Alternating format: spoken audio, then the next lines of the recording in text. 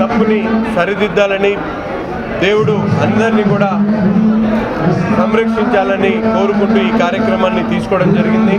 ప్రతి ఒక్కరు కూడా శ్రీ వెంకటేశ్వర స్వామి గారిని కొలిచేటువంటి ప్రతి ఒక్కరి మనసులు కూడా బాధపడుతూ వారందరూ కూడా ఇటువంటి అపచారానికి వెంటనే ఎవరైతే కారకులన్నారో అటువంటి వారిని శిక్షించాలని చెప్పి ప్రతి ఒక్కరు కూడా దేవుణ్ణి కోరుకోవడంతో పాటు ప్రభుత్వం కూడా వెంటనే అటువంటి వారి మీద తగు చర్యలు తీసుకొని వెంటనే సిఐడి చేత విచారించి ముఖ్యంగా నిన్న కరుణాకర్ రెడ్డి గారు చేసినటువంటి అపచారమే కాకుండా మరొకసారి ఓవర్ యాక్షన్ చేస్తూ గుడిలోకి వెళ్ళి రాజకీయాలకు దురుద్దేశంతో రాజకీయాల కోసం మాట్లాడడం అనేది చాలా బాధాకరం.